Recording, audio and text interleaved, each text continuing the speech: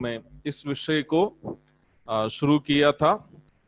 प्राथमिक रूप में मैंने कुछ बात कही थी जो भाई और बहन दोनों के लिए लागू है। उसमें से पहली बात ये मैंने कहा था कि हमारी सेवगाई को पहचानने के लिए हमें सबसे पहले अपने आत्मिक वरदान को पहचानना बहुत जरूरी है। और ये विषय मैं इतना ही आपको बता पाऊंगा कि हर एक विश्वासी को प्रभु ने कुछ ना कुछ आत्मिक वरदान अवश्य दिया है, परंतु आपका आत्मिक वरदान क्या है, मतलब प्रत्येक विश्वासी का क्या आत्मिक वरदान है, ये मैं आपको नहीं बता पाऊंगा। मैं बस आपको परमेश्वर के वचन से बस इतना ही बता पाऊंगा कि हर एक विश्वासी को आत्मिक वरदान दिया है, परंतु अपना आत्मिक वरदान को पहचानना जो है हर एक विश्वासी का दायित्व है। और कुछ हद तक स्थानीय कलीसिया के अगुवों को इस बात में विश्वासियों की मदद कर सकते हैं, उनको ये पहचानने के लिए कि उनका आत्मिक वरदान क्या है। लेकिन आत्मिक वरदानों के विषय में कुछ महत्वपूर्ण बात मैं आपसे कहा था कि ये आत्मिक वरदान, पहली बात, हरेक विश्वासी को प्रभु के द्वारा मिलता है, उसमें भाई और बहन का अंतर नहीं है। और दूसरी महत्वपूर्ण बात मैंने ये कहा था कि आत्मिक वरदान दिया जाने का मुख्य उद्देश्य जो है वो दूसरे को लाभ पहुंचाना है, कलीसिया के अन्य विश्वासियों को फायदा पहुंचाने के लिए आत्मिक वरदान दिया जाता है। और तीसरी बात मैंने ये कहा था कि आत्मिक वरदान आत्मा का प्रकाश है, मैनिफेस्टेशन ऑफ द स्पिरिट है। अर्थात आत्मिक वरदान एक व्यक्ति जब उपयोग करता है तो व्यक्ति की महिमा प्रकट नहीं होती है, बल्कि आत्मा की सामर्थ प्रकट होती है। ये बात भी अवश्य मालूम होना चाहिए। कोई भी आत्मिक सेवगाई के माध्यम से व्यक्ति की महिमा होती है तो वो पवित्र आत्मा की सेवा नहीं हो सकती है, परंतु व्यक्ति के माध्यम से जब पवित्र आत्मा अपनी सामर्थ्य को प्रकट करता है तो वो आत्मिक वरदान का उपयोग है। इन सारी बातें मैं कल आपको बताया था। और पवित्र आत्मा की सेवगाई के विषय में जब हम लोग चर्चा करते हैं, हमें अवश्य ये बात समझनी है कि बहनों की सेवगाई और पवित्र आत्मा की सेवगाई दोनों में बहुत मेल है। मैं जब पहला सत्र लिया था महिला एक सहायक के रूप में, उस समय मैंने ये कहा था कि महिला को एक सहायक के रूप में, पहली औरत हव्वा, आदम की पत्नी, उसको जब प्रभु सृष्टि की थी उस समय में आदम के लिए एक सहायक के रूप में, ऐसे हेल्पर हव्वा की सृष्टि की थी। लेकिन मैंने आपको स्पष्ट रीति में कहा था वहां हेल्पर अथवा सहायक शब्द का अर्थ हिब्रू भाषा में एजर है। एजर शब्द का इस्तेमाल किया है। एजर शब्द का अर्थ शक्ति देने वाला, सामर्थ देने वाला, सांत्वना देने वाला आदि है। तो जब बहनों की सेवगाई की चर्चा करते हैं तो हमें पवित्र आत्मा की सेवगाई के विषय में भी थोड़ा बहुत समझना बहुत जरूरी है, ताकि बहन लोगों को ये बात समझ में आएगी कि उनके द्वारा जो सेवा निभाई जाएगी वो सेवा कम महत्व की सेवा नहीं है। अवश्य समझना है।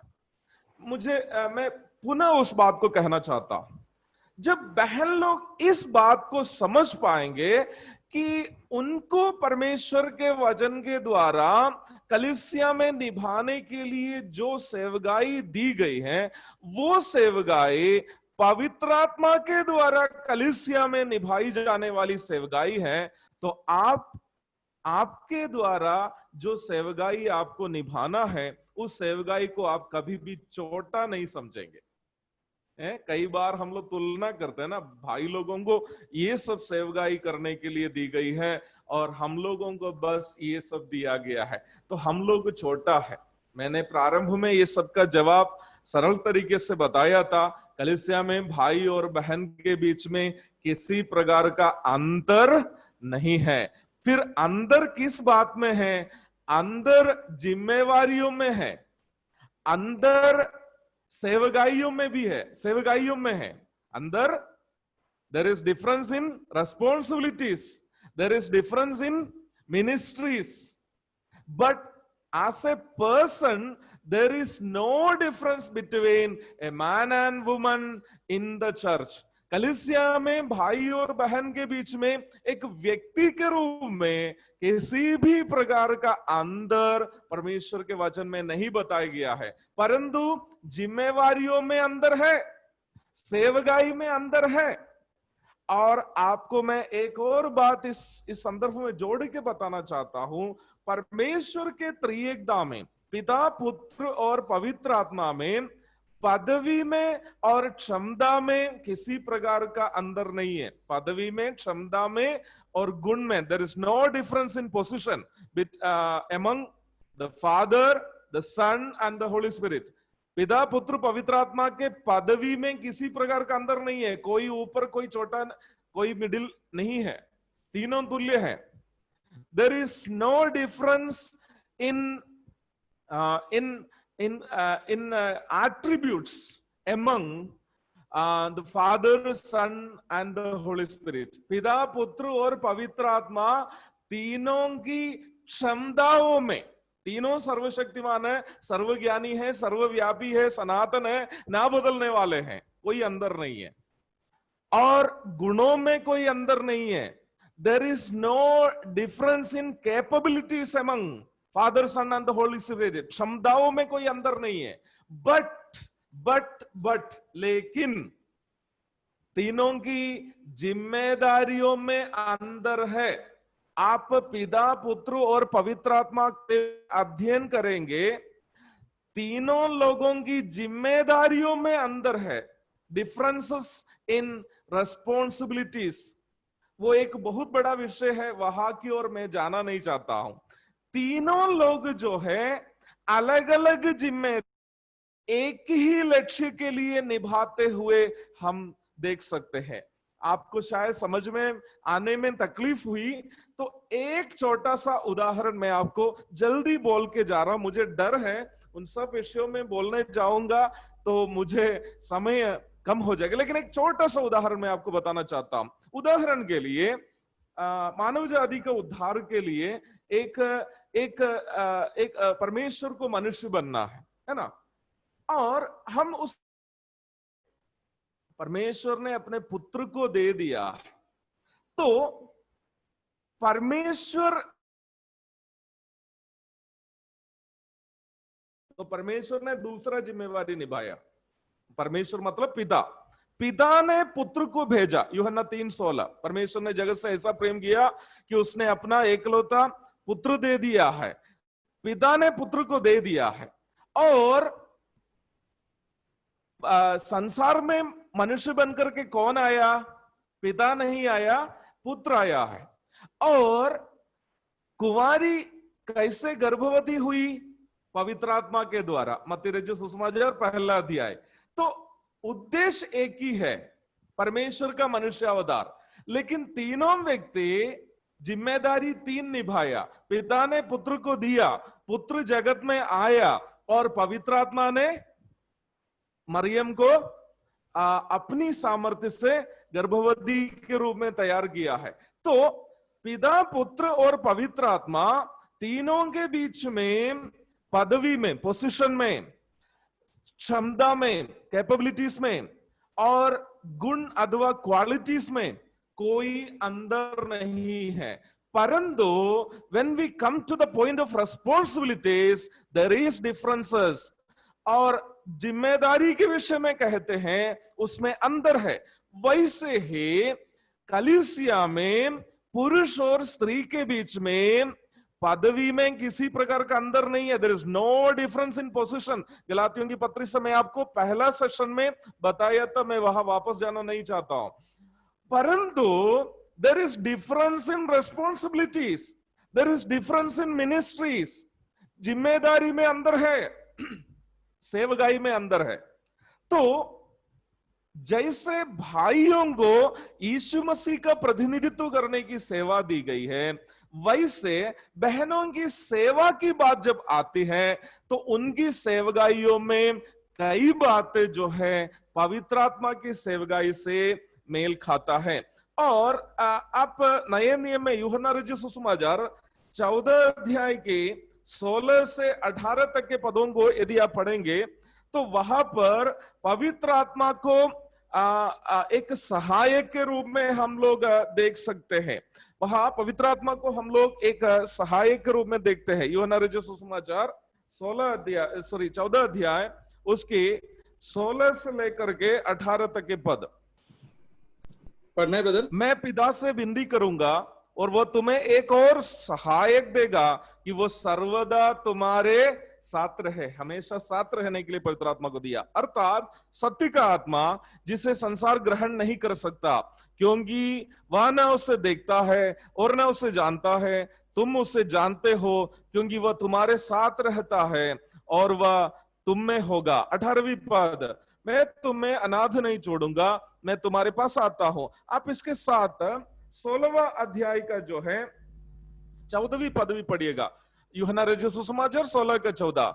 और वहां पर हम देखते हैं पवित्र आत्मा की एक और सेवगाई के बारे में देखते हैं। वो मेरी महिमा करेगा क्योंकि वह मेरी बातों में से लेकर तुम्हें बताएगा।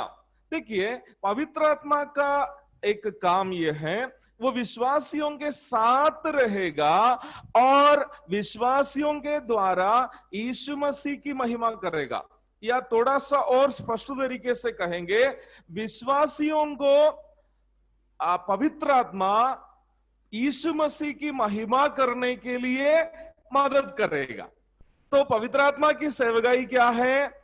मेरे और आपके साथ रह करके हमारी मदद करना पवित्र आत्मा की सेवा है, ताकि हम यीशु मसीह की महिमा करें। तो देखिए, यहां पर बहनों को जो है, देखिए बहनों की सेवगाई को भी देखिए। उत्पत्ति की पुस्तक 2 की 18 में हम लोग देखते हैं सहायक के रूप में बताया है, उत्पत्ति 2:18। तो इन दो पदों को आप मिलाकर देख लीजिए। बहनों को प्रभु ने एक सहायक के रूप में सृष्टि की और पवित्र आत्मा का काम है कलीसिया की मदद करना। तो यहां पर बहन लोग कलीसिया का प्रतिनिधि है और भाई लोग यीशु मसीह का प्रतिनिधि है। तो भाई लोगों के साथ रह करके या अपना पति के साथ रह करके उनकी मदद करना जो है क्या है? क्या है? बहनों की सेवगाई है। और बहनों की सेवगाई के विषय में जब हम लोग पढ़ते हैं, वहां पर पवित्र आत्मा की एक और सेवगाई के विषय में हमें देखना है। प्रेरितों के काम 1:18, प्रेरितों के काम 1:18, वहां पवित्र आत्मा की एक और सेवगाई के विषय में बताया है। क्या है? वहां पर यीशु मसीह जो है अपने शिष्यों से आखिर में कही हुई बातों में से एक है, प्रेरितों के काम 1:8, 18 नहीं 8। वहां पर हम इस प्रकार पढ़ते, परंतु जब पवित्र आत्मा तुम पर आएगा तब तुम सामर्थ्य पाओगे और यरूशलेम और सारे यहूदिया और सामरिया में और पृथ्वी की चौर तक मेरे गवाह होंगे। तो यीशु मसीह अपने शिष्यों को बता रहा है, जब तुम्हारे पास पवित्र आत्मा आएगा तुम्हें क्या मिलेगी? सामर्थ्य मिलेगी। अब आप सीधे जाइए उत्पत्ति 2:18 में। Who is the wife is एजर। सहायक के लिए हिब्रू में दिया गया शब्द क्या है? एजर है। मैं पहला सत्र में बताया था, एजर शब्द का अर्थ क्या है? शक्ति देने वाला, सामर्थ्य देने वाला। अब हव्वा को सृष्टि करते समय परमेश्वर ने क्या बोला? मनुष्य अकेला रहना अच्छा नहीं, मैं उसके लिए एक सहायक बनाऊंगा। और वह किस लिए सहायक के रूप में दिया था, मैं आपको मेरा पहला सत्र में बताया था, माफ कीजिएगा उन सत्रों में मैं वापस नहीं जा सकता। परमेश्वर आदम से कहता है वाटिका के सभी वृक्ष के फल खा सकते हो, परंतु भलाई और बुराई का जानकारी देने वाला वृक्ष का फल कभी नहीं खाना, और जिस दिन तुम खाओगे उस दिन तुम मर जाओगे। उस समय हव्वा की सृष्टि नहीं हुई थी, आदम से कहा था। और उसके बाद दूसरा अध्याय में जब हम नीचे की ओर आते समय में पढ़ते हैं, आदम को ये आज्ञा देने के बाद, आदम को कौन सा आज्ञा, भलाई और बुराई का जानकारी देने वाला वृक्ष का फल नहीं खाना है, खाओगे तो उस दिन तुम मर जाओगे। उस समय आदम क्या है, अकेला है। अब परमेश्वर बोल रहा क्या है, अब परमेश्वर क्या बोल रहा है, मैं इसके लिए एक सहायक बना के दूंगा। तो आप सोचिए आदम के लिए परमेश्वर सहायक को क्यों बना के दिया था।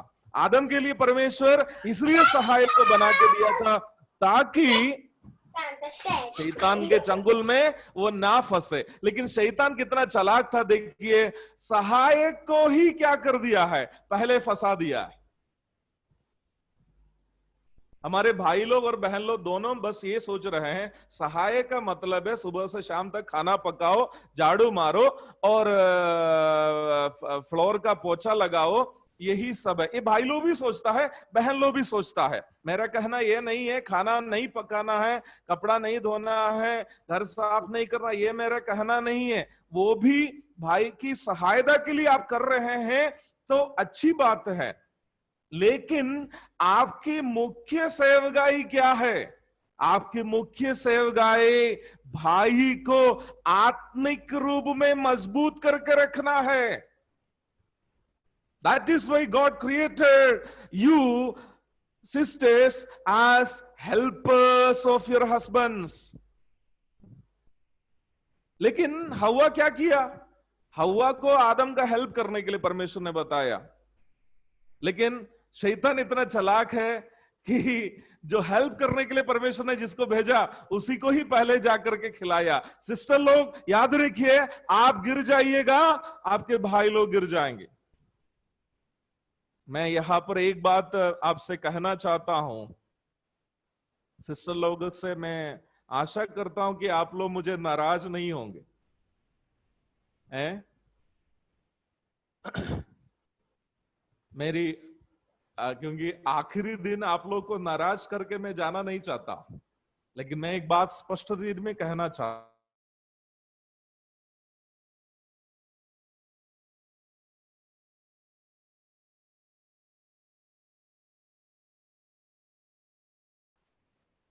आपके भाई सेवा के लिए जाते हैं, भाई मतलब आपके पति, आपके पति जब नौकरी के लिए जाते हैं, आपके पति कलीसिया के अलग अलग जिम्मेवारी निभाने के लिए जाते हैं, उनको प्रार्थना में उठाना, उनके लिए परमेश्वर के सामने प्रार्थना में लड़ना आपका जिम्मेवारी है।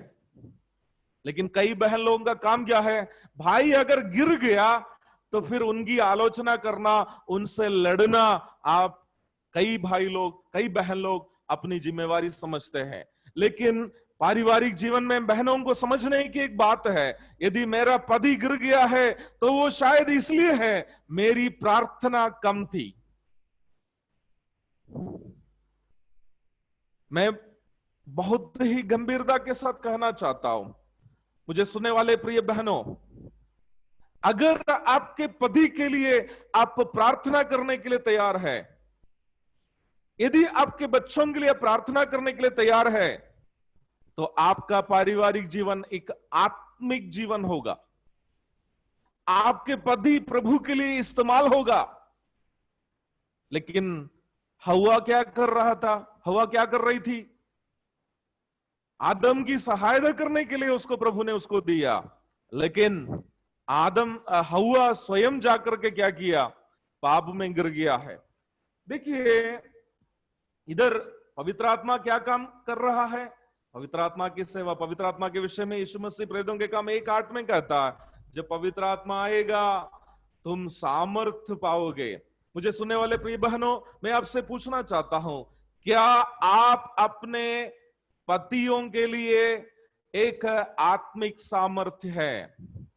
Are you a spiritual strength, a spiritual power for your husbands? ये सवाल आप मन में नोट करके रखिए और अपने आप से पूछिए, क्या आप केवल अपने पतियों की आलोचना करने वाले हैं या उनको सामर्थ्य देने वाले हैं? ये सवाल आप अपने आप से पूछिएगा। और बहनों की एक और सेवकाई की ओर हम जा रहे हैं, वो क्या है?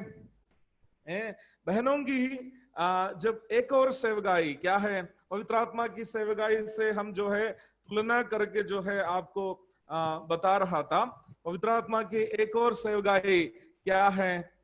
बहनों की सेवकाई और पवित्र आत्मा की सेवकाई, दोनों की समानता हम लोग अध्ययन कर रहे हैं। पवित्र आत्मा की एक और सेवकाई देखिए, यूहन्ना रचित सुसमाचार 14:26, जॉन्स गॉस्पेल चैप्टर 14 वर्स 26, यूहन्ना रचित सुसमाचार 14:26, वहां पर पवित्र आत्मा की एक और सेवकाई को हम देखते हैं। परंतु सहायक अर्थात पवित्र आत्मा जिसे पिता मेरे नाम से भेजेगा, वो तुम्हें सब बातें सिखाएगा और जो कुछ मैंने तुमसे कहा है वह सब तुम्हें स्मरण कराएगा। पवित्र आत्मा की दो सेवकाई वहां लिखा है। क्या है? एक हिंदी बाइबल में लिखा है सिखाएगा। पवित्र आत्मा विश्वासियों को सिखाएगा, पवित्र आत्मा विश्वासियों को सिखाएगा। और दूसरी बात क्या है? स्मरण कराएगा, याद दिलाएगा। जब मैं ये बात बोल रहा हूं याद दिलाने का, तो मुझे थोड़ा सा हंसी भी आ रही है। क्या है मालूम है?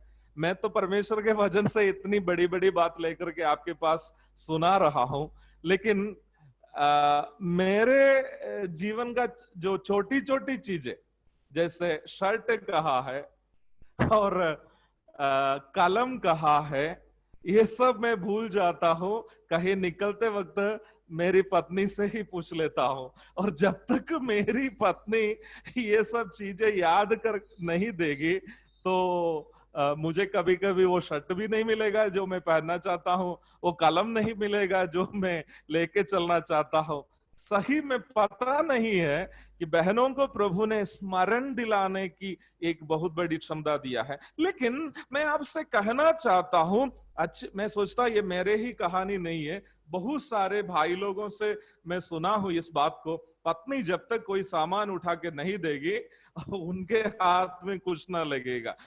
लेकिन मैं कहना चाहता ये अच्छी बात है, घर में जो है इस तरह की सहायता जरूरी है, लेकिन इन बातों को एक आत्मिक नजरिया से हमें ज्यादा देखना है। पहली बात आत्मिक बात। तो पवित्र आत्मा की सेवा क्या है? सिखाना। मलयालम बाइबल यदि आप पढ़ेंगे, उपदेश देना लिखा है, उपदेश देना।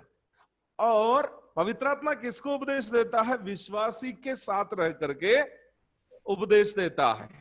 ठीक है, पवित्र आत्मा कहां रहता है? पवित्र आत्मा कहां रहता है? विश्वासी के अंदर रहता है ना। पवित्र आत्मा कहां रहता है? विश्वासी के अंदर रहता है। एफेसियों की पत्री 1 अध्याय 13 और 14 पद में लिखा है, जब एक व्यक्ति सुसमाचार पर विश्वास करता है, परमेश्वर उसको पवित्र आत्मा से छाप लगा देता है। तो पवित्र आत्मा 1 कोरिन्थी में भी हम पढ़ते हैं, क्या तुम नहीं जानते कि तुम परमेश्वर का मंदिर हो और परमेश्वर का आत्मा तुम में वास करता है? तो पवित्र आत्मा कहां रहता है? विश्वासी के अंदर रहता है। तो पारिवारिक जीवन में पति के साथ रहकर उनको उपदेश देना भी किसका काम है? मुझे पता नहीं, कुछ भाई लोग शायद थोड़ा सा हमसे दुखी हो जाएगा। अभी तक जो भी आप बोल रहे थे हम लोग को अच्छा लग रहा था, लेकिन ये हम लोग को उतना अच्छा नहीं लग रहा है। मैं जो भी बात बोल रहा हूं मेरे प्रिय भाई बहनों, मैं ये सोचकर नहीं बोल रहा कि भाई को अच्छा लगेगा कि बहन को अच्छा लगेगा, क्योंकि इसमें तो मैं अपनी कोई बात नहीं बोल रहा। मैं जो भी बात बोल रहा हूं वो परमेश्वर का वचन से बोल रहा। पवित्र आत्मा की एक सेवा है, वो विश्वासी के साथ रहता है और उसको सिखाता है और उसको स्मरण दिलाता है। क्या ये सेवकाई बहनों को दिया है? बहनों को दिया है। आप 2-3 पद को जल्दी पढ़िए। नीति वचन 31 की 10 हम लोग सबसे पहले पढ़ते हैं। नीति वचन की पुस्तक में जाते हैं। नीति वचन 31 अध्याय 31 चैप्टर 31 उसकी पहले हम लोग 10 पद को पढ़ते हैं। वहां पर इस प्रकार लिखा है, भली पत्नी कौन पा सकता है? भली पत्नी कौन पा सकता है? क्योंकि उसका मूल्य मूंगों से भी बहुत अधिक है। अब खत्म नहीं हुआ, आप पढ़िए 31 का 23 भी आप पढ़िए। 31 अध्याय के 23 पद भी जरा पढ़ लीजिएगा। 31 की 23 में हम लोग इस प्रकार पढ़ते हैं, जब उसका पति सभा में देश के पुरनियों के संग बैठता है तब उसका सम्मान होता है। मैं धीरे धीरे आ रहा हूं। पहले बोल रहा है परमेश्वर का वचन, भली पत्नी किसको मिलेगा? भली पत्नी किसको मिलेगा? तो भली पत्नी का एक काम क्या है? भली पत्नी सबको सिखाने नहीं जाती है। दुनिया भर में जाकर के इधर उधर जिसको जिसको मिलेगा सबको सिखाने नहीं जाती है। भली पत्नी का एक काम क्या है? जब पत्नी भली होगी वो दिखेगा कहां पे? When my wife is a good wife, where it will reflect? ध्यान से सुनिएगा। अगर पत्नी अच्छी है वो कहां दिखेगा? कहां दिखेगा? वही हम लोग 23वीं पद में पढ़ता है, जब उसका पति सभा में देश के पुरनियों के संग बैठता है तब उसका सम्मान होता है। तो समझ में आ रहा है क्या सिस्टर लोग? पत्नी भली है तो रिफ्लेक्शन कहां होगा? पति में होगा। जब वो सभा में बैठेगा, चाहे वो कलीसिया हो या समाज हो, पति सभा में बैठेगा, पति को सम्मान मिलेगा। ओ ये तो बहुत खराब बात बोल रहे ब्रदर, हैं? ब्रदर ये बात बहुत खराब बोल रहे आप। सारा मेहनत हम लोग करेंगे और सम्मान पूरा किसको मिलेगा? पति को मिलेगा। ये कैसे बर्दाश्त करेंगे? 1980 के पहले के सिस्टर लोगों को ये कोई बुरा नहीं लगता, लेकिन 2000 के बाद के सिस्टर लोगों को मुझे लगता है ये जल्दी हजम नहीं होगा, क्योंकि महिला सशक्तिकरण के जमाने में हम लोग जीवन बिता रहे हैं। लेकिन मैं एक बात कहना चाहता हूं, पवित्र आत्मा की सेवा इस प्रकार है। मैंने जैसे कल भी कहा था, जब मैं परमेश्वर का वचन, पवित्र आत्मा का वरदान का इस्तेमाल करते हुए आपसे कहता हूं, तो आप लोग क्या बोलते हैं? ओ जेबी ब्रदर का संदेश तो बहुत अच्छा लग रहा है? हमारे एबनेसर ब्रदर मुझसे कह रहा था, ब्रदर आपका संदेश सुनने के लिए सिस्टर लोग बैठे हैं। सही में ये प्रशंसा का क्या मैं लायक हूं? सही में क्या इस प्रशंसा के मैं लायक हूं? बिल्कुल नहीं। यदि मेरे द्वारा बताए जाने वाला संदेश के द्वारा आपको लाभ मिल रहा है, तो सही में मुझसे कौन बोल रहा है? पवित्र आत्मा बोल रहा है। काम पवित्र आत्मा कर रहा है, प्रशंसा आप किसको दे रहा है? जेबी ब्रदर को दे रहा है।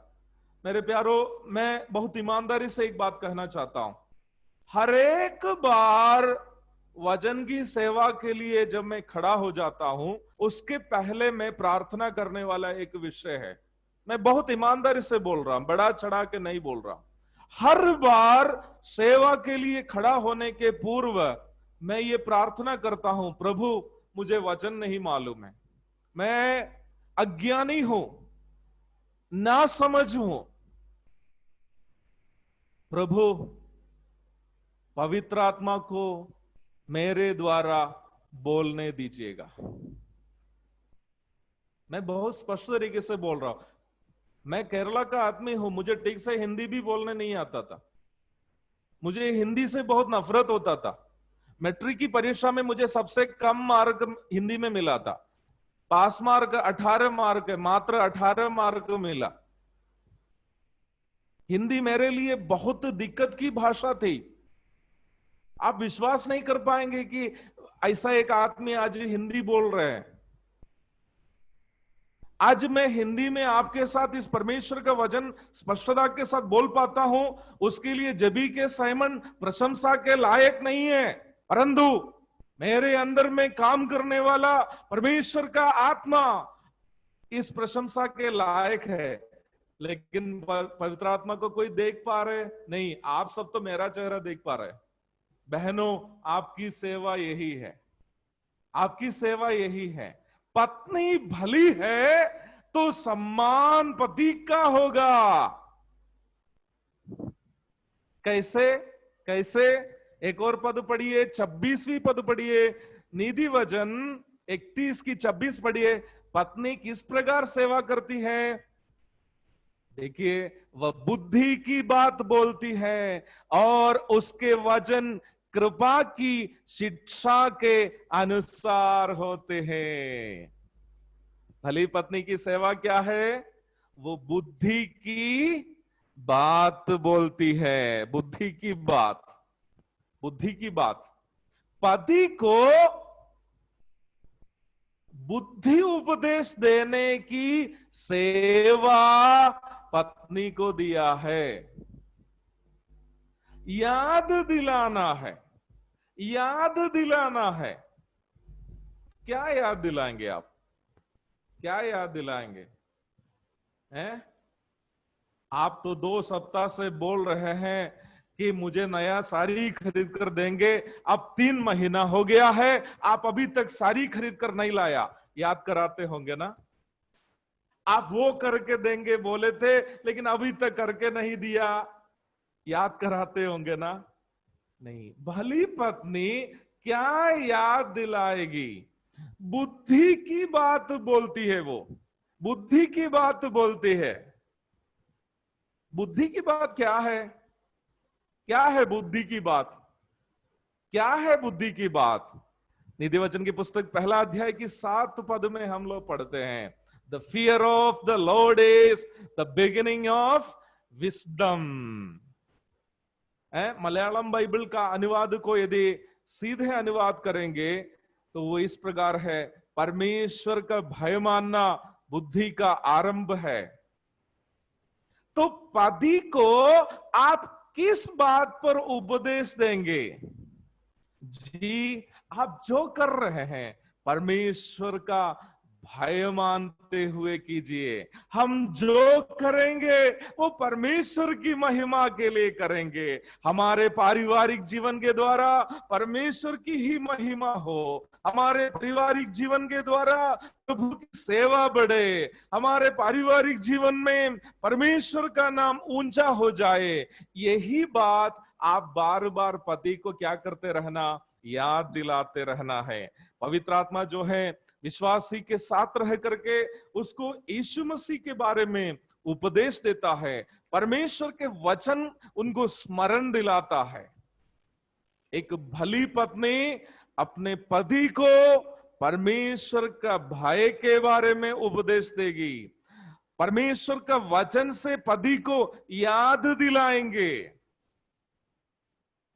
उस समय क्या है? पति का सम्मान होगा कहां पे? सभा में। देश के पुरनियों के संग जब पति बैठता है तो पति का क्या होगा? सम्मान होगा। लेकिन आजकल हमारा सब आत्मिक नजरिया कितना बिगड़ गया है और हम लोग क्या समझते हैं? अपना सुंदरता दिखाना। ये केवल बहनों की समस्या नहीं है, पतियों की भी समस्या है। हम लोग समझते हैं पत्नी केवल सुंदर दिखना चाहिए, बहन लोग भी सोचते हैं हाँ हम ज्यादा सुंदर रखेंगे तो मेरा पति खुश हो जाएगा। लेकिन बाइबल कहता है, नीति वचन की पुस्तक 11:22 में हम पढ़ते हैं, विवेकहीन सुंदर स्त्री थुथुन में सोने की नथ पहने हुए सुअर के समान है। अगर एक बहन के अंदर में परमेश्वर का भय नहीं है, परमेश्वर के वचन से बुद्धि की बात अपने पति को समझाने की उनमें क्षमता नहीं है, वो एक सुअर के नथनों में जो है एक नथ लगाने के, रिंग लगाने के बराबर है। कुछ नहीं है, खाली दिखने में बहुत अच्छी लगती है। बहनों की सेवगाई पवित्र आत्मा की सेवगाई। इसलिए आपको परमेश्वर के वचन से जो सेवगाई दी गई है उसको कभी भी छोटा मत समझिए। मैं यहां पर समय के अभाव है, फिर भी मेरे जीवन से एक दो छोटा सा उदाहरण मैं कहना चाहता हूं। जब से मेरी शादी हुई है, 2003 में मेरी शादी हुई थी, तब से जितने भी महत्वपूर्ण निर्णय हम घर में लेते हैं, जितने भी महत्वपूर्ण निर्णय मैं घर में लेता हूं, मेरी पत्नी से बिना चर्चा किए मैं नहीं लेता हूं। कटिहार आने के विषय में मैंने उनके साथ चर्चा की, हम मिलकर प्रार्थना की। मुझे और भी उद्देश्य था कुछ और जगह जाने का, परंतु एक जगह में हम दोनों का अभिप्राय मिल गया, वो था कटिहार। मैं अपना एक व्यक्तिगत अनुभव आपके साथ बांटना चाहता हूं कि वास्तव में ये बात भाई लोग भी सुनना चाहिए। मुझे पता नहीं कोई भाई लोग सुन पा रहे कि नहीं, लेकिन मैं व्यक्तिगत रूप में बोलना चाहता हूं। जब कोई भी आत्मिक निर्णय मैं अपना जीवन में लेता हूं, तो मैं एक मापदंड, क्राइटेरिया मेरे जीवन में रखा है। वो क्राइटेरिया यह है, मेरी पत्नी को भी इस विषय में सहमति होना चाहिए। अगर किसी बात, चाहे वो सेवगाई हो, किसी अन्य बात, अगर मेरी पत्नी उसमें सहमत नहीं हो रही है, मैं समझता हूं ये परमेश्वर की ओर से नहीं है। अगर परमेश्वर की ओर से है तो मैं परमेश्वर से ही प्रार्थना करता हूं, आप मेरी पत्नी को भी इस विषय में सहमत बनाइए। कटिहार आने के विषय में हो, ऑर्फनेज शुरू करने के विषय में हो, कई विषय में परमेश्वर के वचन के ज्ञान में मेरी पत्नी शायद मेरे उतना ज्ञानवान शायद नहीं है, लेकिन उसके बावजूद भी परमेश्वर मुझे उनको मेरी पत्नी के रूप में दिया, और अभी तक मेरा ये डिसीजन में कोई गलती नहीं हुआ है। जब भी कोई भी विषय हम दोनों मिलकर निर्णय लिया परमेश्वर के वचन के अनुसार और मिलकर प्रार्थना करके शुरू किया है, वो कभी विफल नहीं हुआ है। पिछले 5 दिनों से हम लोग इस सभा कर रहे हैं।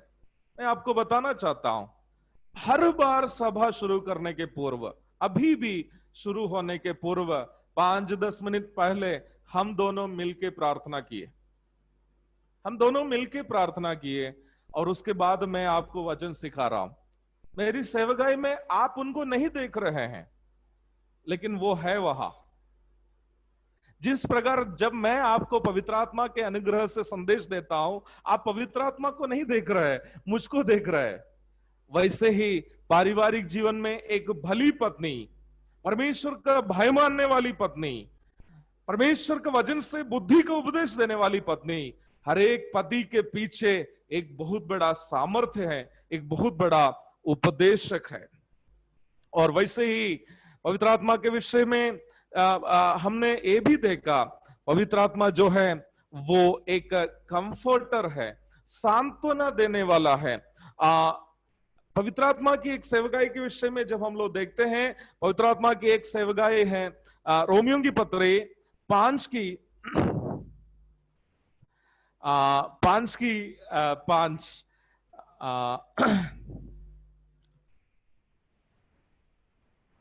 एबेनेजर ब्रदर एक रिक्वेस्ट किया है। मेरी पत्नी इस विषय में डर भी रही थी कि शायद ब्रदर इस तरह की मांग रखेगा, इसलिए मैं शायद उनको कहा था, और इस मीटिंग के अंत में वो आ जाएगी। मैं उनसे कहूंगा। पवित्र आत्मा की एक सेवकाई के विषय में हम लोग रोमी 5 की 5 में पढ़ते हैं कि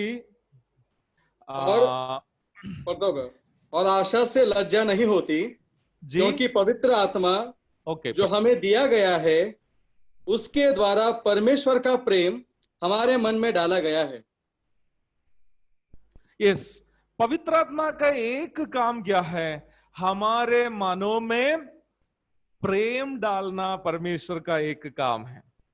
और यूहन्ना रचित सुसमाचार 14 की 27 में आने के समय पर पवित्र आत्मा की सेवकाई के विषय में कहते कहते कहते 27 पद में आते समय में वहां पर प्रभु कहता है, मैं अपनी शांति तुम्हें देता हूं।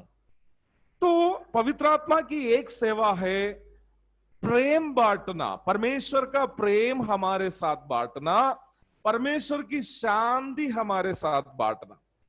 और 2 पद में बताता हूं,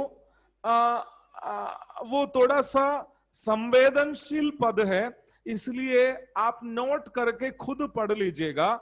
नीति वचन की पुस्तक 5 की 18 और 19 और यशायाह नबी की पुस्तक 66 के 10 से 13 तक के पद। नीति वचन की पुस्तक 5 की 18 और 19, यशायाह नबी की पुस्तक 66 का 10 और 13 पद। इन पदों को पढ़िएगा तो हमें पता चलेगा बहनों को जो है प्रभु ने उनका शारीरिक स्थिति को इस तरह तैयार किया है कि वो भाई लोगों को शांति और तसल्ली दे सके। तो शारीरिक रूप में भाई लोगों को शांति और तसल्ली देना भी बहनों की एक सेवकाई है। ये सब में कुछ जनरल बात जो है आपको बता रहा था, और मैं कुछ मुख्य विषयों की ओर जाकर ये संदेश समाप्त करना चाहता हूं। मैं अभी तक बहनों की सेवकाई के संबंध में कुछ जनरल बातें जो है, आम बातें कह रहा था। दोबारा दोहराने के लिए मेरे पास समय नहीं है, और बाद में जब सवाल करने का जो समय है उस समय आप यदि पूछेंगे तो मैं उसको दोहराऊंगा। और कई बहनों की सोच है, बहनों को जो है कलीसिया में खास कोई सेवकाई नहीं है। मैं बहुत ही स्पष्ट तरीके से कहना चाहता हूं, ये गलत धारणा है। कलीसियाओं में बहनों को बहुत सेवकाई करने का जो है अवसर बाइबल दिया है, और परंतु हम उन बातों को सही तरीके से समझ नहीं पा रहे। कई बहन लोग समझ नहीं पा रहे हैं, कलीसिया का नेतृत्व करने वाले कई भाई लोग भी समझ नहीं पा रहे हैं, इसलिए बहनों को हम सेवकाई के लिए इस्तेमाल नहीं कर पाते हैं। हम बाइबल जब पढ़ते हैं तो हमें ये पता चलता है यीशु मसीह की सेवकाई में और पौलुस की सेवकाई में दोनों बहनों की अहम भूमिका थी। जल्दी पढ़ेंगे लूका रचित सुसमाचार 8 की 3 और 8 की 3 हम लोग पढ़ेंगे। लूका रचित सुसमाचार 8 की 3। वहां पर यीशु मसीह की सेवकाई में अहम भूमिका निभाए हुए कुछ बहनों का जिक्र हम लोग देखते हैं। लूका रचित सुसमाचार 8 की 3। और हेरोदेस के भंडारी खुजा की पत्नी योअन्ना और सुसन्नाह और बहुत सी अन्य स्त्रियां ये अपनी संपत्ति से उसकी सेवा करती थी। देखिए, यीशु मसीह की सेवकाई में सहभागिता रखे हुए कुछ बहनों के बारे में हम यह पढ़ते हैं। और हेरोदेस के भंडारी खुजा की पत्नी योअन्ना और सुसन्ना और बहुत सी अन्य स्त्रियां, एक दो नहीं है, बहुत सी अन्य स्त्रियां ये अपनी संपत्ति से उसकी यीशु मसीह की सेवा करती थी। मतलब ये लोग कुछ कमाने वाली महिलाएं थी और अपनी कमाई में से प्रभु को देकर वे लोग प्रभु की सेवकाई में सहभागिता रखते थे। और पौलुस की पत्रियों को पढ़िएगा, ढेर सारे बहनों का नाम वो लेता है जो पौलुस की सेवकाई में जो है सहभागिता रखते थे। केवल रोमियों की पत्री 16 अध्याय पढ़िएगा तो ढेर सारी बहनों का नाम वहां पर लिखा है। समय का अभाव में आप खुद उठा के पढ़ लीजिएगा। रोमियों की पत्री 16 अध्याय, कोरिन्थियों की पहली पत्री उसका अंतिम अध्याय, दूसरा कोरिन्थी अंतिम अध्याय, और इस तरह तिमोथियुस की दूसरी पत्री और उसका अंतिम अध्याय, इन सभी जगहों में जो है पौलुस कई बहनों का नाम जिक्र किया है जो पौलुस की सेवकाई में साथ देती थी। तो मैं जनरली ये बात कहना चाहता हूं, प्रभु की सेवा में बहनों की भी अहम भूमिका है, बहनों को भी सेवा में सहभागिता है। लेकिन बहन लोग किस प्रकार सेवा कर सकते हैं, अगले चंद मिनट में मैं वो भी बात बोल करके समाप्त करना चाहता हूं। सबसे पहले बहनों की स्वतंत्र सेवकाई के बारे में मैं कहना चाहता हूं। स्वतंत्र रूप में बहन लोग कैसे सेवा कर सकते हैं, स्वतंत्र रूप में विमेन एज इंडिपेंडेंट मिनिस्टर्स, स्वतंत्र रूप में बहन लोग किस तरह सेवा कर सकते हैं। आइए पहला तिमोथियुस अध्याय 5 9 से 10 तक के पद को हम लोग पढ़ेंगे। तिमोथियुस की पहली पत्री अध्याय 5 9 से 10 तक के पद हम लोग पढ़ते हैं। तिमोथियुस की पहली पत्री अध्याय 5 पद 9 से 10 तक। उसी विधवा का नाम लिखा जाए जो 60 वर्ष से कम की न हो और एक ही पति की पत्नी रही हो और भले काम में सुनाम रही हो, जिसने बच्चों का पालन पोषण किया हो, अतिथियों की सेवा की हो, पवित्र लोगों के पांव धोए हो, दुखियों की सहायता की हो और हर एक भले काम में मन लगाया हो। देखिए यहां पर कलीसिया में डीकन अथवा सेवक या सेविका के पोस्ट के लिए किस तरह की बहनों को चुन सकता है, उसके जिक्र यहां पर किया है। कलीसिया में आप जानते हैं कई प्रकार की सेवकाई है, उसमें कलीसिया में दी गई सेवकाई को हम लोग दो प्रकार खास करके बांट सकते हैं, एक leading ministry and then supporting ministry. Leading ministry अथवा नेतृत्व करने वाली सेवकाई, दूसरा है सपोर्टिंग मिनिस्ट्री अथवा सहायता की सेवकाई। एफेसियों की पत्री में हम लोग आने के समय में जो है 5 प्रकार की सेवकाई का, जो नेतृत्व करने वाली सेवकाई का वहां पर जिक्र किया है।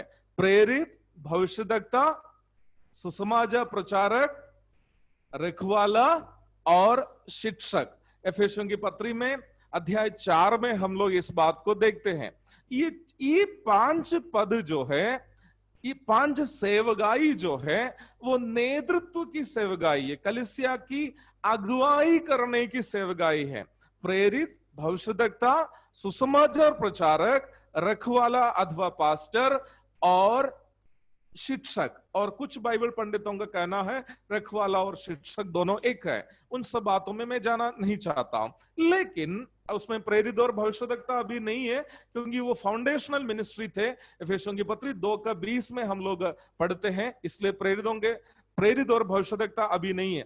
कलीसिया में नेतृत्व की सेवा करने के लिए अभी 3 ही लोग हैं, सुसमाचार प्रचारक, रखवाला अथवा पास्टर और शिक्षक। या रखवाला और शिक्षक दोनों यदि एक है तो अभी 2 ही लोग हैं, एक सुसमाचार प्रचारक और रखवाला। लेकिन इसके अलावा सहायता की सेवकाई के विषय में जो है हम लोग पढ़ते हैं। पहला तिमोथियुस यदि अध्याय 4 से लेकर यदि हम पढ़ के आएंगे, वहां पर कलीसिया में सहायता की सेवा करने की सेवक को किस तरह चुनना है वहां पर बताया। सहायता मतलब सपोर्टिंग द लीडरशिप मिनिस्ट्रीज, अर्थात अगुवाई करने वाली जो सेवकाई है, सुसमाचार प्रचारक और रखवाला अर्थात प्राचीन, उन दोनों की सेवकाई में सपोर्ट करने वाली सेवकाई का जिक्र किया हुआ है, उसी को सेवक शब्द कहा है। आजकल हम लोग सेवक शब्द जो है सुसमाचार प्रचार के लिए इस्तेमाल करता है, लेकिन बाइबल में अगर हम लोग डीप मीनिंग अगर निकालेंगे तो सेवक सुसमाचार प्रचारक नहीं है। सेवक के लिए इंग्लिश में दिया गया शब्द डीकन है, डीकन। तो पहला तीमुथियुस अध्याय 5 में जब हम लोग आते हैं, वहां पर डीकन का पोस्ट के लिए, सेवक या सेविका का पोस्ट के लिए बहनों को भी चुन सकता है, ये बात हम लोग देखते हैं। लेकिन कलीसिया में डीकन के रूप में या सेविका के रूप में जिस बहनों का चुनाव करना चाहिए, उस बहन का क्या योग्यता होना चाहिए वहां पर लिखा है। मैं जल्दी बोल के जाना चाहता हूं। पहली बात वहां लिखा है 60 साल से कम उम्र का नहीं होना चाहिए। कलीसिया में स्वतंत्र रूप में सेवक सेविका के रूप में जिस बहन को चुन सकते हैं वो 60 साल के कम उम्र का नहीं होना चाहिए। 59 उम्र तक की महिलाओं को कलीसिया में डीकन पोस्ट में नहीं चुन सकते हैं। और ये महिला जिसको डीकन पोस्ट के लिए चुनता है, सेविका के पोस्ट के लिए चुनता है, वो विधवा होनी चाहिए। 60 साल से अधिक उम्र की विधवा होनी चाहिए। पहला तीमुथियुस अध्याय 5, 9 और 10 पद से मैं पढ़ रहा हूं। दूसरा, विधवा होने के पूर्व वो एक ही पति की पत्नी रही हुई होनी चाहिए, कई बार शादी किए हुए महिला नहीं होनी चाहिए। चौथा बात, जब पति के साथ रहती थी उस समय में सत्कर्मों को करते हुए अच्छी गवाही प्राप्त की हुई महिला होनी चाहिए। और अगली बात, छठी बात, वो है अपने बच्चों की अच्छा परवरिश की हुई महिला होना चाहिए। और सातवीं बात, पराये लोगों की भी अच्छी मतलब हॉस्पिटैलिटी, अतिथि सत्कार की हुई होनी चाहिए। पवित्र लोगों के पाव धोई हुई महिला होनी चाहिए। पाव धोना पहला शताब्दी में कलीसिया में होता था, लेकिन वो एक बुनियादी उपदेश नहीं है, इसलिए आज हम लोग पालन नहीं करते हैं। और आठवीं बात, जो दुख में थे उनकी सहायता की हुई होनी चाहिए। और नवीं बात, वर्तमान समय में सत्कर्मों के लिए समर्पित महिला होनी चाहिए। इस प्रकार 9 गुण वहां पर बताया है। पहला, 60 साल से कम का नहीं होना चाहिए, विधवा होनी चाहिए, एक ही पति की पत्नी रही होनी चाहिए, और पति के साथ रहकर सत्कर्मों को करते हुए अच्छी गवाही प्राप्त की हुई होनी चाहिए, अपने बच्चों का अच्छा परवरिश की हुई होना चाहिए, अतिथि सत्कार की हुई महिला होनी चाहिए, पवित्र लोगों की सेवा सत्कार और उनके पांव धोने वाली होनी चाहिए, जो अभी नहीं है इसलिए वो एक कंपल्सरी नियम नहीं है, और दुखियों को सहारा देने वाली होनी चाहिए।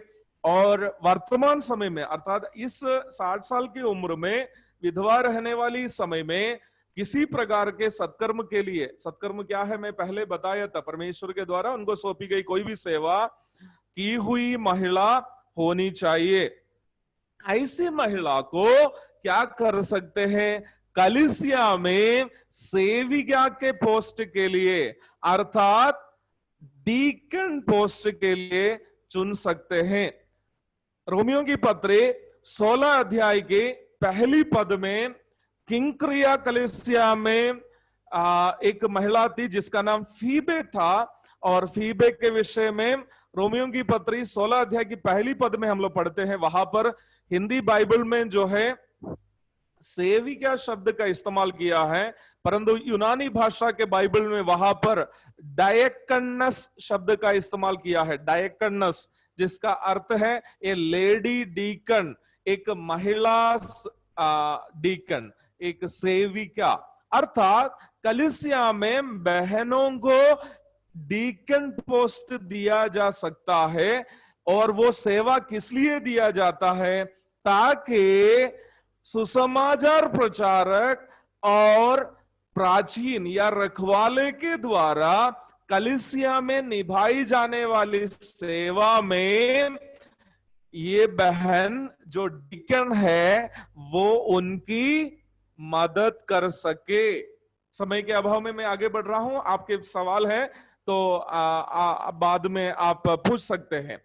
तो कलीसिया में बहनों को स्पष्ट रूप में दी गई एक सेवकाई। मुझे नहीं पता है हमारी कलीसियाओं में सब ऐसी कोई बहन लोगों को सेवा दी गई है। कुछ कलीसियाएं हैं जहां पर ऐसी पद दिया गया है, और अगर कुछ लोग करता हो तो उन लोग ये सब क्राइटेरिया पालन करता है कि नहीं मुझे नहीं मालूम। केरला का जिस कलीसिया से मैं आता हूं वहां पर एक ऐसा आंटी थी जिनके पास ये सभी क्राइटेरिया थे, और उनका नाम तंकम्मा जॉन है। अभी प्रभु में सो गई है। मेरी आवाज अगर केरला के मेरे कलीसिया के कोई लोग सुन रहे हैं तो आप लोग याद करते होंगे, तंकम्मा जॉन नामक एक आंटी, वो जो है काफी कलीसिया के सेवगाई में मदद हुई थी। काफी बहनों को उन्होंने प्रभु में लाया, और उन बहनों के द्वारा उनके परिवार के सदस्यों को, कई हिंदू परिवार के, कई नामधारी क्रिश्चियन परिवार के लोगों को उस आंधी प्रभु में लाई थी। उनका नाम तंकम्मा जॉन है।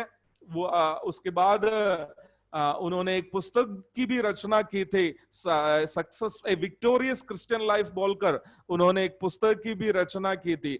उनमें ये सभी क्राइटेरिया नापदंड फुलफिल्ड थे, और इसलिए मेरी कलीसिया में ऐसी एक आंटी थी, लेकिन उनको डीकन पोस्ट दिया था कि नहीं मुझे नहीं मालूम। नहीं भी एक नाम के रूप में दिया हो कोई दिक्कत नहीं है, क्योंकि मसीही सेवगाई पदवी नहीं है, वो सेवगाई है। They are not positions but responsibilities, जिम्मेदारी है। तो बहनों को जिनमें ये सब क्राइटेरिया पूरे होते हैं वो कलीसिया में सेविका अथवा डीकनस, ए लेडी डीकन बन सकती है। लेकिन इन सेवगाइयों को जब निभाते हैं, कलीसिया में डीकन पोस्ट निभाते हैं, तो एक पद याद रख, दो महत्वपूर्ण बातों को याद रखना है। अगर किसी कलीसिया में ऊपर बताए गए 9 योग्यताओं को पूरी हुई एक बहन मिली हो और उनको कलीसिया में डीकन पोस्ट अथवा सेविका का पोस्ट दिया जाता हो, तो वो अवश्य 2 बात को याद रखना है। क्या है? पहली बात, जो इस अध्ययन के प्रारंभ से लेकर के जो मैं बोल रहा था, बहन लोग कलीसिया का प्रतिनिधि है। तो सेविका की सेवा, डीकन की सेवा, यदि किसी बहन को जो 60 साल के ऊपर के और इन सब योग्यताएं रखती है उनको मिला हो, वो पहली बात याद रखनी है, जो भी सेवा वो निभाएगी वो सेवगाई कलीसिया का प्रतिनिधि के रूप में वो जो सेवा निभा सकती है, बस वही सेवा ही वो करेगी।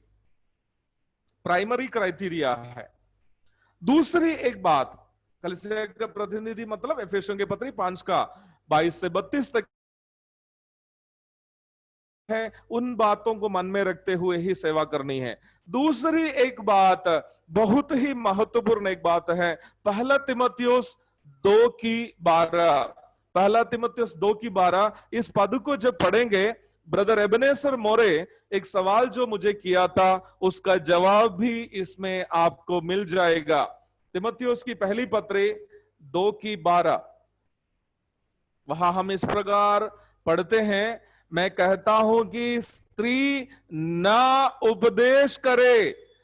मैं कहता हूं कि स्त्री ना उपदेश करे और ना पुरुष पर आज्ञा चलाए, परंतु चुपचाप रहे। डीकन के पोस्ट यदि मिला भी हो, इन दो बातों को अवश्य मन में रखना है। बहन लोगों को कलीसिया का प्रतिनिधि के रूप में कलीसिया में रखा है, इसलिए कभी भी वो नेतृत्व की सेवकाई नहीं कर सकते हैं।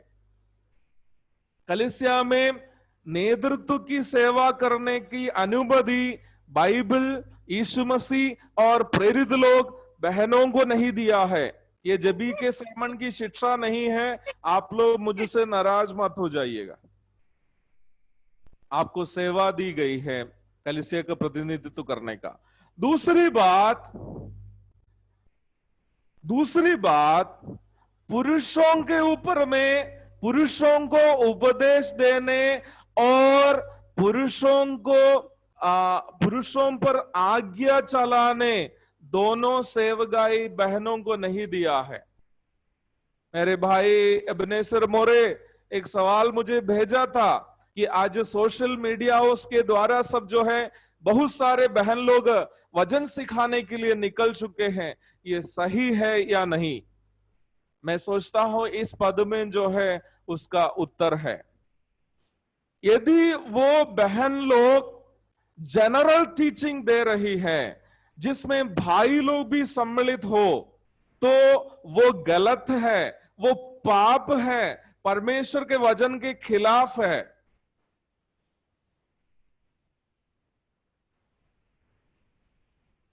बाइबल यही हमें सिखाती है।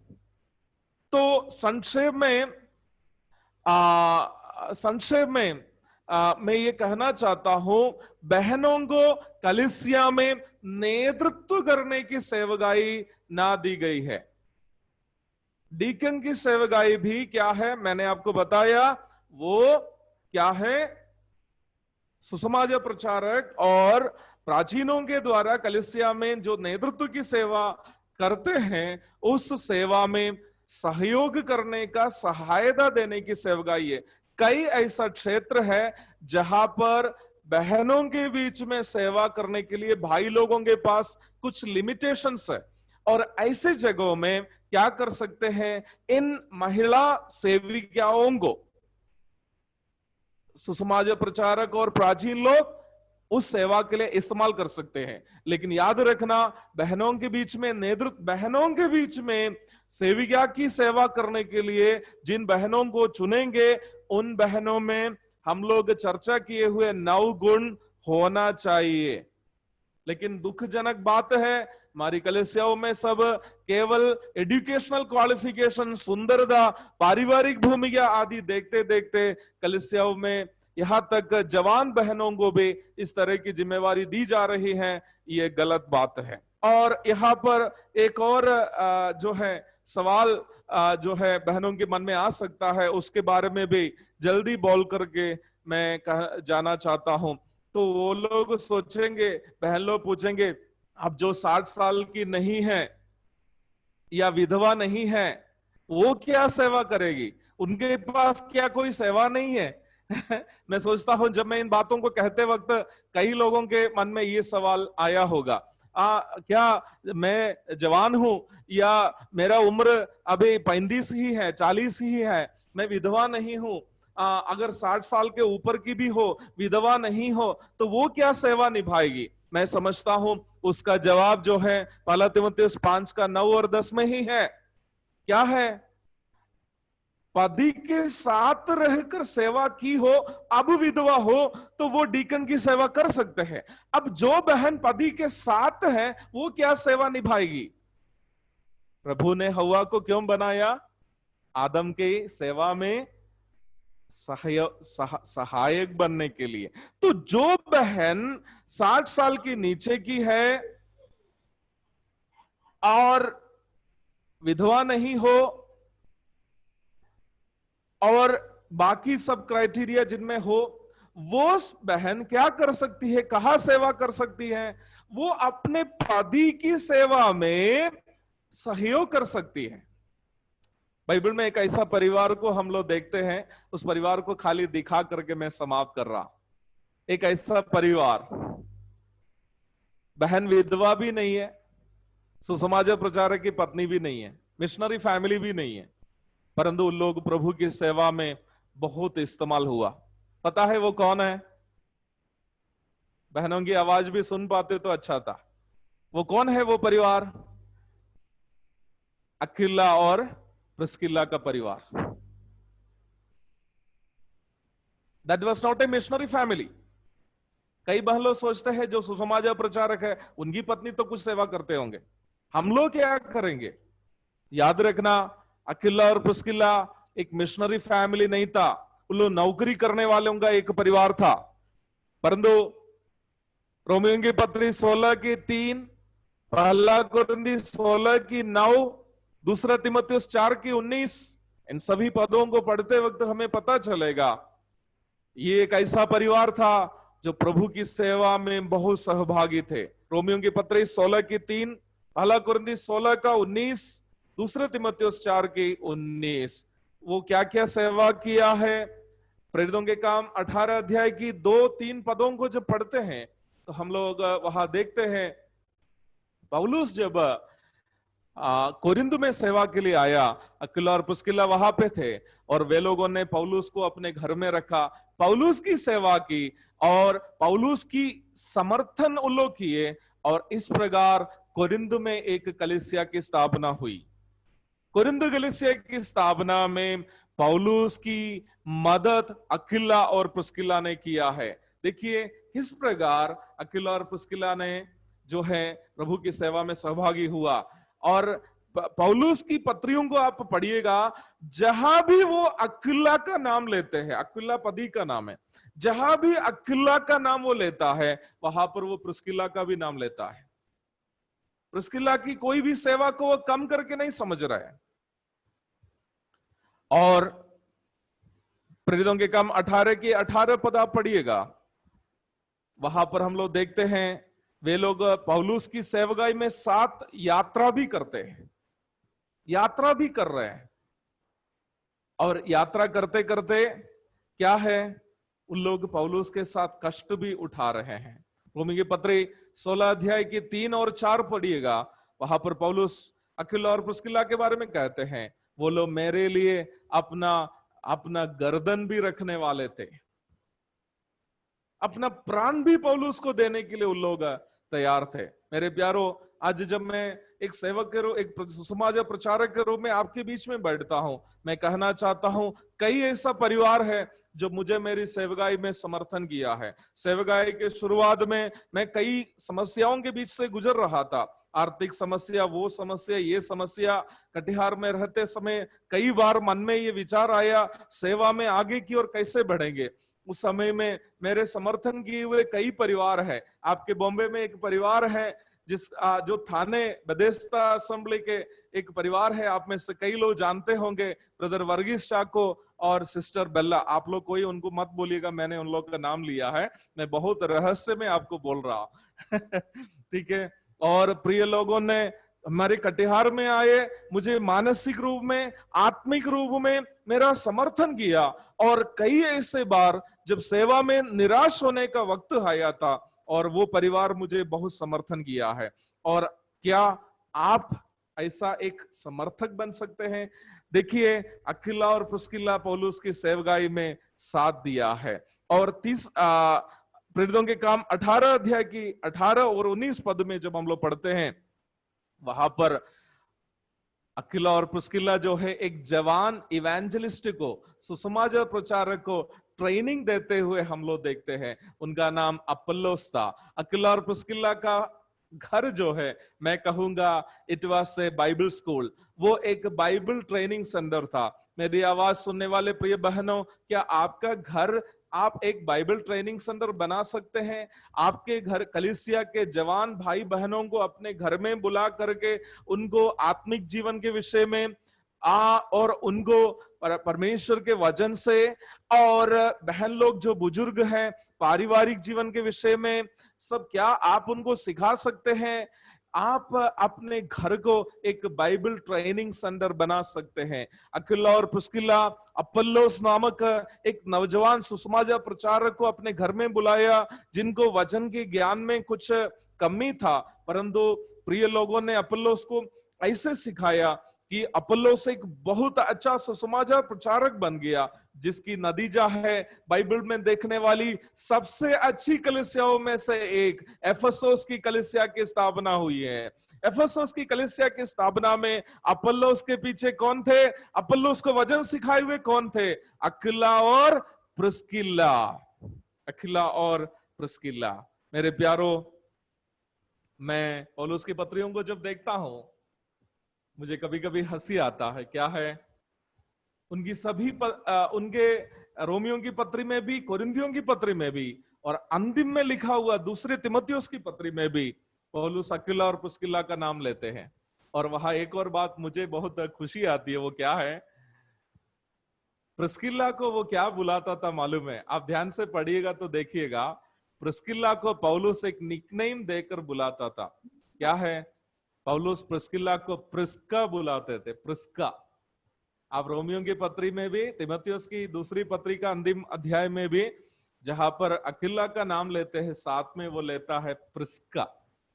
पौलुस उस बहन को कितना महत्व दिया था।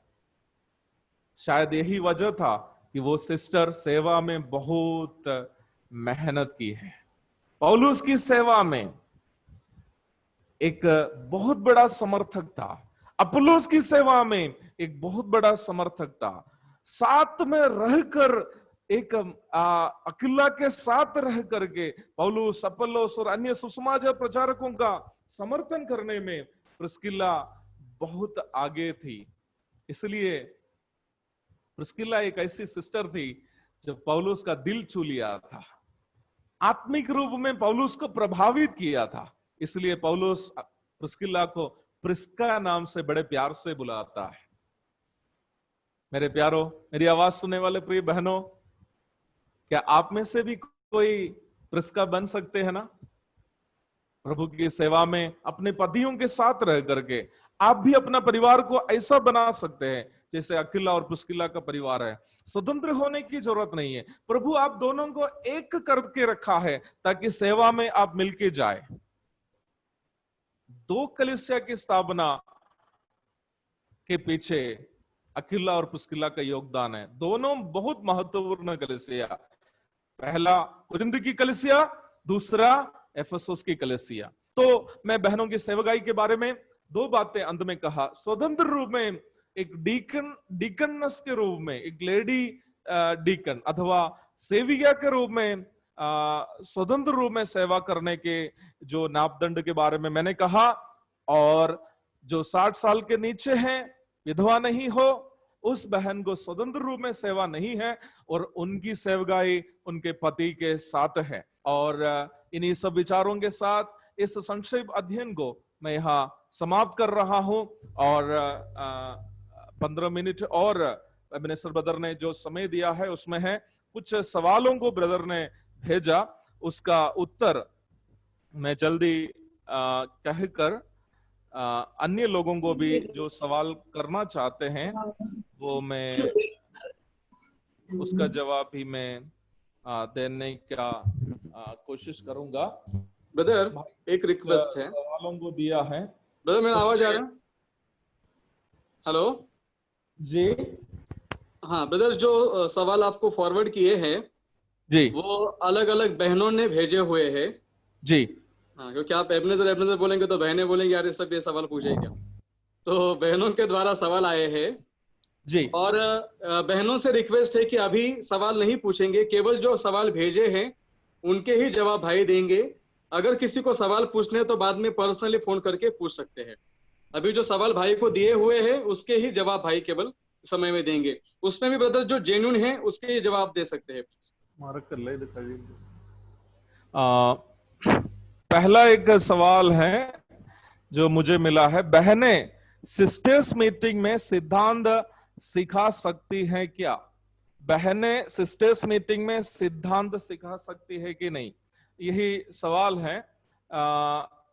सिद्धांत सिखाना कोई गलत बात नहीं है, बहनों की सभा में सिद्धांत सिखाना कोई गलत बात नहीं है, लेकिन ये सेवा मैं व्यक्तिगत रूप में भी कहना चाहता हूं, ये ऐसे बहन लोग करेंगे तो ज्यादा अच्छा होगा जिसके बारे में हम सुने हैं, कलीसिया में सेविया के रूप में जिसको चुना गया है, ऐसी बहन लोग करेंगे तो और अच्छा रहेगा। इसके अलावा कलीसिया के सुसमाचार प्रचारक की पत्नी लोग, प्राचीनों की पत्नी लोग, क्योंकि वो लोग अपने पति की सेवा में सहभागी हो रहे हैं, वो लोग भी करेंगे तो और अच्छा रहेगा।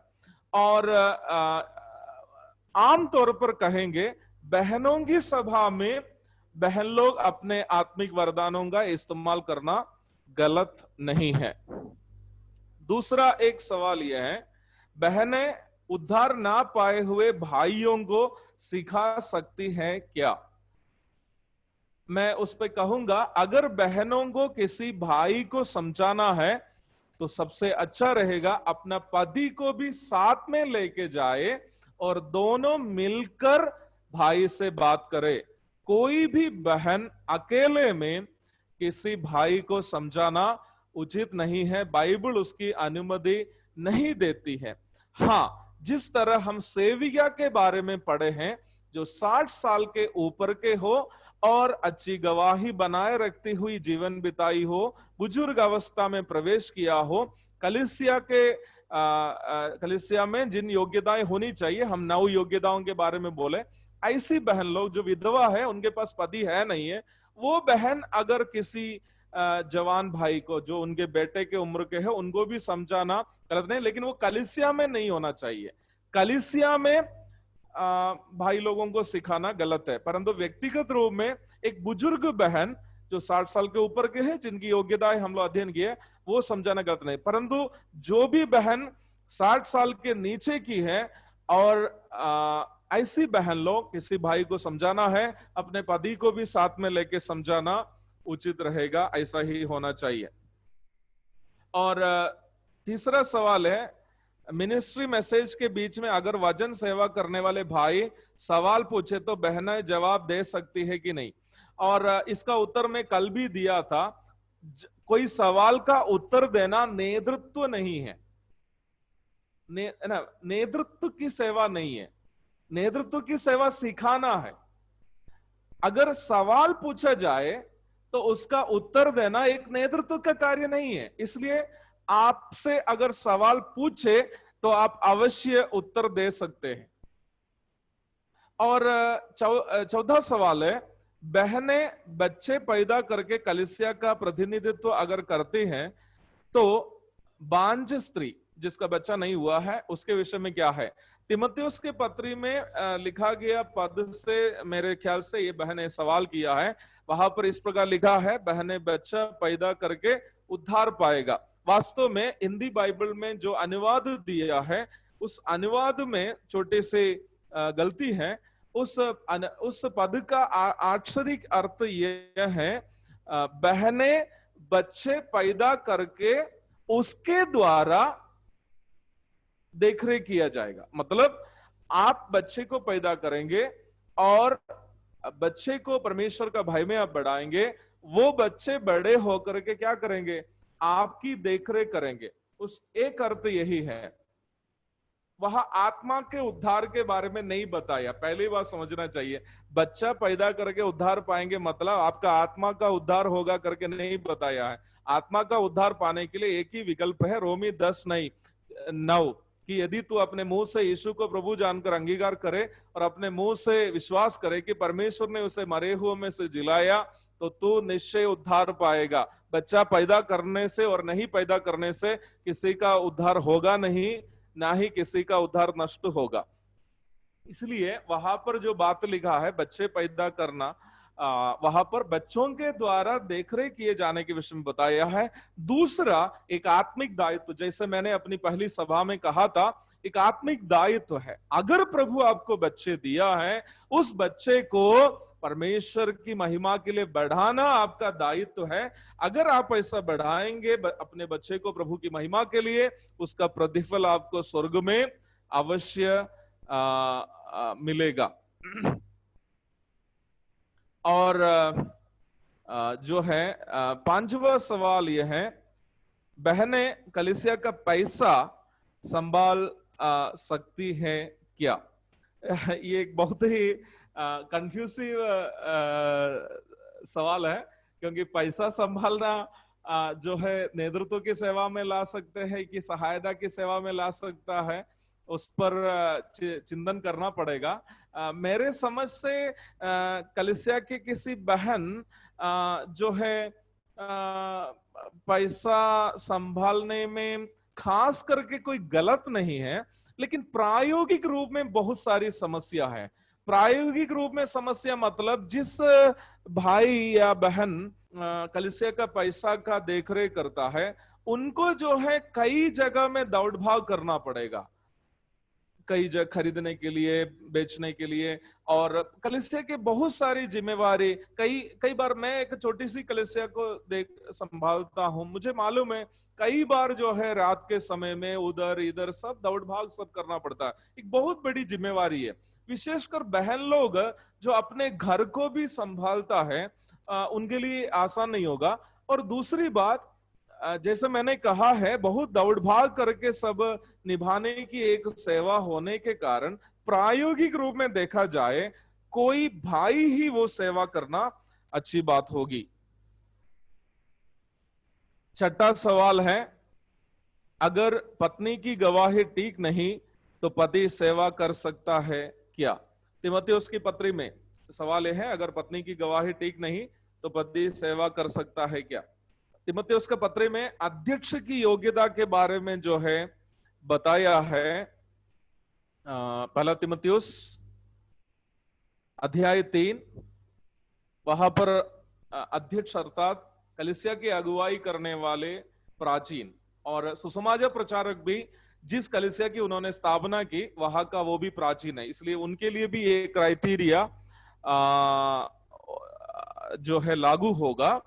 और वहां पर एक बात लिखा है, अपने घर का अच्छा प्रबंध करता हो और अपने बाल बच्चों को सारी गंभीरता से अधीनता में रखता हो। जब कोई अपने घर ही का प्रबंध करना ना जानता हो तो परमेश्वर की कलीसिया की रखवाली कैसे करेगा?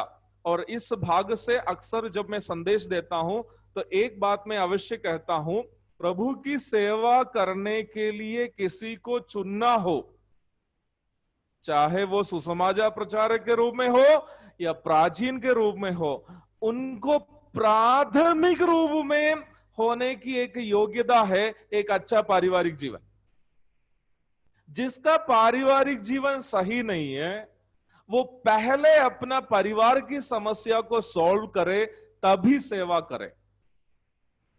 जिस व्यक्ति का पारिवारिक जीवन सही नहीं है वो मैं कहूंगा वो सेवा को कुछ समय के लिए बंद रखे, पहले अपने पत्नी के साथ अपनी समस्याओं को सॉल्व करे, उसके बाद ही वो सेवा करे। और ब्रदर ने एक सवाल किया था सोशल मीडियाओं के द्वारा बहन लोग जो संदेश देने का, उसका जवाब मैं दे दिया हूं, इसलिए मैं सोचता हूं और कोई सवाल नहीं है। और मुझे दिया गया समय का 5 मिनट और बचा है, और अगर कोई ऐसा सवाल है जो इसके संबंध में तुरंत पूछना चाहते हो वो पूछ सकते हैं, अन्यथा मैं अपना संदेश को यहाँ समाप्त करना चाहता हूँ।